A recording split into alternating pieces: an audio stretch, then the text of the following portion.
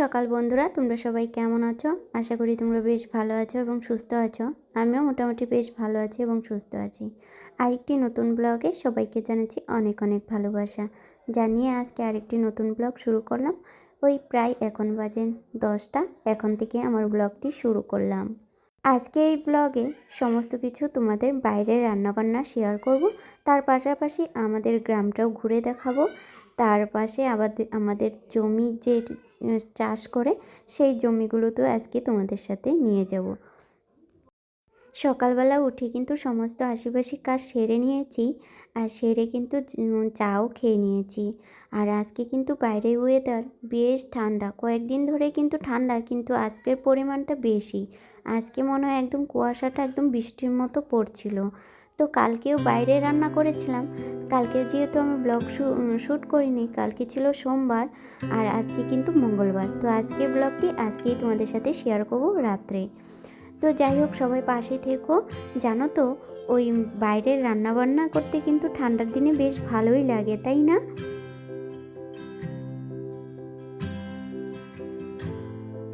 তো ভাবলাম তোমাদের সাথে আজকে বাইরে উনুনে রান্না করি। তো ভাবছিলাম যে এই উনুনটা করেছিলাম গরম জল করার জন্য, তাই ভাবলাম আজকে দুদিন ধরে যে বেশ ঠান্ডা পড়েছে আর খুবই শীত, তো ভাবলাম কি বাইরে যদি উনুনে রান্না করি বেশ ভালোই লাগবে, তাই না? তো তার জন্য কিন্তু কালকেও রান্না করেছি, আজকেও কিন্তু সেই মতে রান্না বসিয়ে দিলাম। আর তোমাদের দাদাভাইকে বললাম বাজার থেকে একটু মাছ নিয়ে আসার জন্য। তো মাছ নিয়ে আসছেন, বাটা মাছ। আর এদিকে দেখো আমি উনুনের ছাইগুলো যেহেতু কালকে রান্না করেছিলাম, তাই ছাইগুলো তুলে একদম বাইরে যেহেতু উনুন তাই লেপে নিলাম। তো ভালো করে লেপা মোছা করে এদিকে আমি মাছ কাটতে বসে পড়লাম। আর এদিকে তোমাদের দাদাভাইকে বললাম যে কিছু খড়ি নিয়ে আসো আর উনুনটা জ্বালিয়ে দাও, তো যেহেতু একটু শুকিয়ে যাবে। আর এদিকে আমাকে জ্ঞান দিচ্ছে মাছ কিভাবে কাটতে হয়। যেহেতু আমি মাছ কাটতে বেশি পারি না, তাই এখন চেষ্টা করি, তাই অল্প অল্প কিন্তু কাটা শিখেও গেছি। তো এইদিকে দেখো বাবুও চলে আসে, তাতান দেখো কি দুষ্টুমি করছে। তো তোমাদের দাদাভাইকে বললাম তুমি নেও ওকে। তো এইভাবে আর কি আমাদের সকালবেলা যেহেতু দুষ্টুমি করেই শুরু হয়। তোমাদের দাদাভাই আসলে কিন্তু আমরা ওর সাথে একদম লেগেই থাকি, দুজনেই একদম মানে একজনের উপর একজন একদম লেগে থাকি।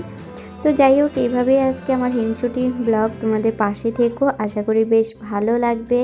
আর দেখো এখন আমি মাছ টাছ পরিষ্কার করে এখন চলে আসলাম, উনুনটাও জ্বালিয়ে দিল তোমাদের দাদাভাই।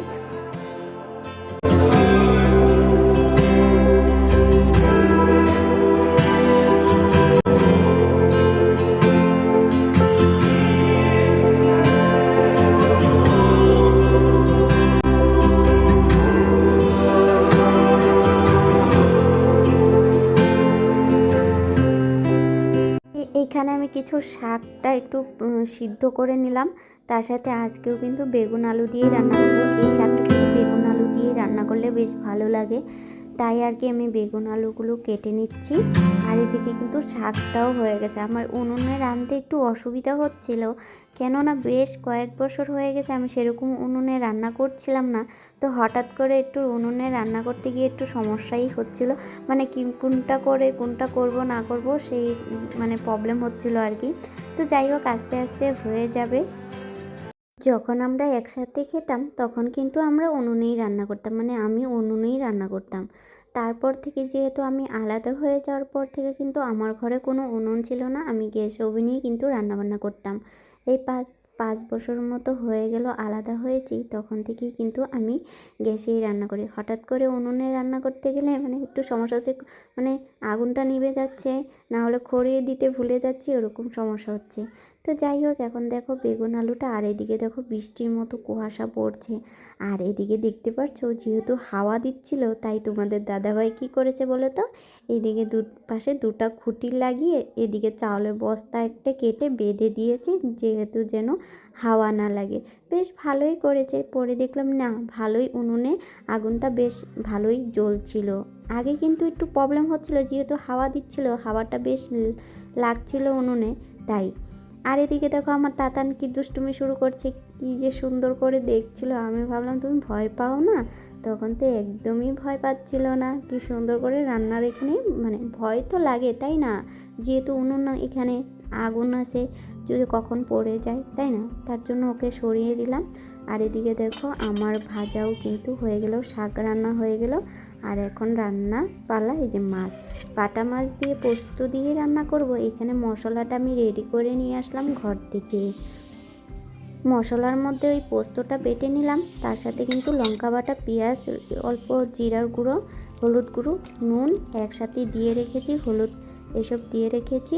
এখন মাছগুলো ভেজে তারপরে আর কি কষিয়ে রান্নাটা করব। তো দেখতে থাকো ভিডিওটি, আশা করি ভালোই লাগবে। আর তোমরা কে কে এইভাবে বাটা মাছের পোস্ত দিয়ে রান্না করো অবশ্যই কমেন্টে জানিও। মোটামুটি আমার তো ভালো লাগে, সেরকম ভালো লাগে না, কিন্তু মোটামুটি ভালো লাগে। তো চলো দেখতে থাকো।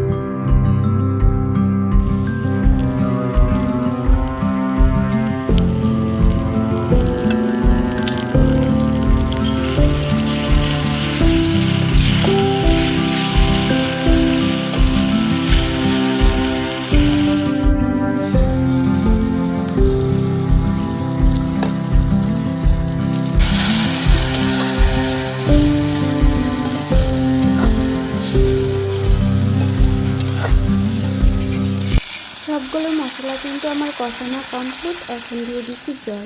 জলগুলো ফুটলেই কিন্তু আমি না ভুলে গিয়েছিলাম কাঁচা লঙ্কাটা দিতে, তারপরে দিয়ে দিলাম, আর কিছু করার নেই। তো এদিকে তরকারি বসালাম, আর এদিকে দেখো বাদর, আমাদের যেহেতু পেঁপে গাছ আছে, এখানে দেখো বসে বসে কিন্তু খাচ্ছে আমাদের গরুর ঘরের চালে। কেমন দেখো সেই বাদর আসছে, যেহেতু এখন ফরেস্টে কোনো খাবারই নেই, তাই এখন কিন্তু বাড়ি বাড়ি চলে আসছে। আর এখানে বাদর দেখতে দেখতে আমার মাছগুলো দেওয়াটাই শেয়ার করতে ভুলে গেলাম। যাই হোক, এখন রান্না হয়ে গেল। রান্না কমপ্লিট করে তারপরে একদম চান সেরে নিয়েছি গরম জল করে, যেহেতু উনুনে বাইরে গরম জল করে চানটা সেরে তারপরে একদম পুজো টুজো দিয়ে দুপুরের খাওয়া দাওয়া কমপ্লিট করে বরকে বললাম চলো জমির দিক থেকে হেঁটে আসি, যেহেতু বাইরে খুবই ঠান্ডার কুয়াশার মতো পড়ছিল, একদম বৃষ্টির মতো কুয়াশা পড়ছিল জানো তো। তারপরে এই যে আমাদের দেওয়ার একটা, তো সেও আসছিলো, তাও ও আমাদের সাথে গিয়েছিল আর কি জমির দিক দিয়ে। তো এদিকে বাবু, তোমাদের দাদাভাই, ওই যে দেওয়ারটাকে বললাম আমি সাজানোর জন্য নিয়ে গেছিলাম, সে তারপরে আমাদের সাথে গেল। তো দেখো একদম হেঁটে হেঁটে যাচ্ছি, এদিকে কিন্তু প্রচুর জঙ্গল, এদিকে কিন্তু হাতিও বের হয়। তারপরে বাদর তো আছেই, বাদর তো দেখতেই পাও যে আমাদের বাড়িতেই আসে। তার পাশাপাশি কিন্তু ময়ূর, সকালবেলা কিন্তু ময়ূর বের হয়, কিন্তু প্রতিদিন ভাবি যে সকালবেলা বের হব, ময়ূর দেখবো আর তোমাদের সাথেও শেয়ার করবো, কিন্তু এই যে সকাল সকাল এই ঠান্ডার মধ্যে বের হতে ইচ্ছে করে না, আর বিছানা তো ছাড়তে একদমই ইচ্ছে করে না। তো যাই হোক, এই যে আস্তে আস্তে দেখো মানে জমির মাঝখানে একটা ছোট্ট কুল গাছ, তো সেটার মধ্যে কিন্তু কুল হয়েছে অনেক, কিন্তু পাকেনি। তো এদিকে সব চাষ করা আর কি, আবাদ করা, যেহেতু এখন খুবই কম সবজি আবাদ করা হচ্ছিল, যেহেতু এখন বান্দরে প্রচুর পরিমাণে নষ্ট করে, আর হাতিও কিন্তু প্রচুর পরিমাণে আসে, তার জন্য কিন্তু প্রতিদিন বের হয় জানো তো, আমাদের বাড়ি পর্যন্ত পৌঁছে যায় হাতি। তো যাই হোক, এই দেখো এই সবজি এখানে করেছিল, কিছু কিছু শাক পাতাই করেছে, আদার্স কিন্তু কোনো সবজি কিন্তু করতে পারে না বাদরের জ্বালায়। তো যাই হোক, এখানে দেখো একটা শাক, এই শাকগুলো কি জানো, কিন্তু এত সুন্দর ফুল ফুটেছে, কী শাক সেটা জানি না। তো এদিক দিয়ে যাচ্ছিলাম, ভাবছিলাম ওকে বলছিলাম, তোমাদের দাদাভাইকে বলছিলাম তো চলো ময়ূর যেখানে বের হয় সেইখানে যাওয়া যাক, সেই জন্য আর কি যাচ্ছি যাচ্ছি যাচ্ছি। দেখো কত মাঠ, পিছনে দেখো সব জমি। তো যাই হোক, ময়ূর তো আর পেলাম না, সেখান থেকে রিটার্ন হলাম। এদিকে কিন্তু এই যে এই জমিগুলো যেগুলো চাষ করা, সেগুলো কিন্তু আমাদের জমি, আর এটা কিন্তু আমাদের জমির যাওয়ার রাস্তা। আর আগে যে রাস্তা দিয়ে গিয়েছিলাম সেটা কিন্তু আমাদের রাস্তা ছিল না, অন্য মানুষের রাস্তা ছিল। আর এটা কিন্তু আমাদের জমি, একদম আমাদের পুরোনো বাড়ির থেকেই কিন্তু এই রাস্তাটা শুরু হয়, একদম আমাদের জমি শেষ পর্যন্ত কিন্তু এই রাস্তাটা। তো এই রাস্তা দিয়ে আবার রিটার্ন হচ্ছি, যেহেতু আমাদের পুরান বাড়ির ওই সাইড দিয়েই যাব। এখানে একটা দোকান পাওয়া যায়, সেখানে কিছু খাবো, দেখি কিছু একটা খেয়ে, মানে কিছু বলতে কি, ওই দোকানে কুরকুরি ফুরকুরি খেয়ে খেয়ে হেঁটে হেঁটে যাব, তার জন্য এই সাইড দিয়ে যাচ্ছি। আর ওই যে আস্তে আস্তে কিন্তু দেখা যাচ্ছে এই টিনের ঘরগুলো, সেখানেই কিন্তু আমাদের পুরোনো বাড়ি।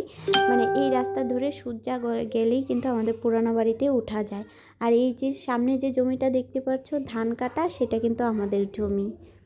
আর এদিকে দেখো তাতান একদম ওর পাপার ঘাড়ে উঠে পড়েছে। আর এদিকে কিন্তু সর্ষা শাক বুনেছে, তো দেখতেই পারছো মাত্র হচ্ছে। তো যাই হোক, একদম হাঁটতে হাঁটতে অনেকটা চলে আসলাম। এটা হলো আমাদের পুরানো বাড়ি। এটা এখন যেটা রুম তুলছে সেটা হলো আমাদের ছোট কাকার, আর এটা হলো মানে বড় কাকার। এই বড় কাকার ঘরের এখানে কিন্তু আমাদের ঘর ছিল আগে। এখন যেহেতু আমরা এখানে থাকি না, তাই এইখানে বড় কাকু ঘর তুলেছে, ওই সাইডে কিন্তু ছোট কাকু ঘর তুলেছে। এখনও কেউ দেখে নাই, তাই না হলে কিন্তু এখন যেতে হতো।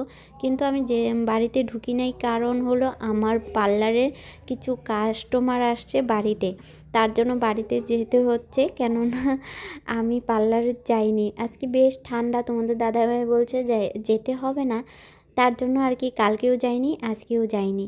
তার জন্য ওই যে কাস্টমার ফোন করছে, তো তোমার বলছে বাড়িতেই আসি করে দিবা। আমি বললাম ঠিক আছে, বাড়িতে আসো করে দিব। আর এই বাড়িটার থেকে আমরা দুধ নিয়ে থাকি। এটা একটা আমরা কাকার বাড়ি, মানে এমনি পাড়াপতি কাকার বাড়ি, সেখান থেকে কিন্তু আমরা দুধ নিই। তো এটা হলো আমাদের গ্রামের পুরো এরিয়া রাস্তা, মানে এই রাস্তা ধরে আমাদের পুরানো বাড়ি। আর এই রাস্তা ধরেই কিন্তু মেন রুট যেতে হয়।